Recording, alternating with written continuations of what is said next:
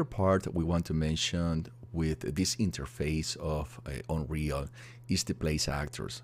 So in the place actors, in the selection mode, you have different options of different actors you can add.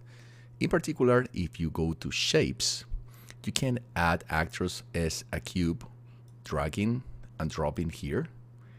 And as you can see immediately into the outliner, you can see that you are adding a static mesh. Let me open a bit of a space here.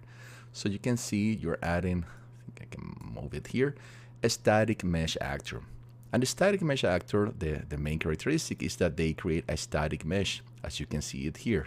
And you can find it with, oh, give me a second. You can find it by clicking here and seeing in what folder this static mesh was created. One thing important to mention that I forgot to say it before was that if you want to set any actor over the surface, you can select the specific actor and just move it away from any surface and then click the button end, and that will make the actor to just go over the surface. So this is an actor, and as you can imagine, we can use the options that we have a moment ago, that we visited a moment ago, to change the size, to change the position, to change the rotation, etc. Now, this is a bit limited in terms of what things you can do with these particular actors.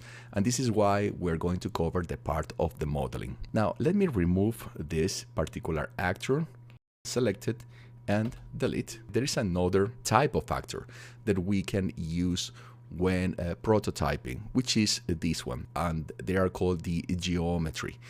In the geometry, you have all these options to being added to the scene, but the difference is that, let's say that I want to add this box and put it here on the scene.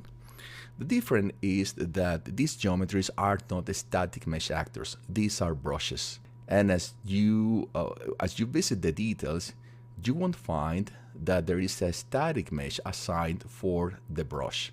So these have some limitations later on if you want to replicate an object. The brushes are only part of the scene that you are creating, no part of a project, no part of a content browser. So these are one of the most important limitations. But there is one interesting thing to do, that things that you can do with these types of geometry, which is that once you selected the object, you can go, let's say, let me click on this object. Now you can go to this menu, option menus, and instead of selection mode, you can go to brush editing, and now you can play with this object and generate other many different forms or shapes. Let me explain this a little bit. For example, as soon as I click here, you have the brush editing, and now with the brush editing, I can do things like extrude with a specific coordinates. So look at this. Now I can move these elements and extrude any part of this mesh in any direction. Let me do it again. I can extrude because I have it selected at this moment, and I can create another shape for this actor. And what is even more interesting, let me undo these two. And what is more interesting, let's say that I'm going to the edit, and I want to, let's move this just a little bit to this point.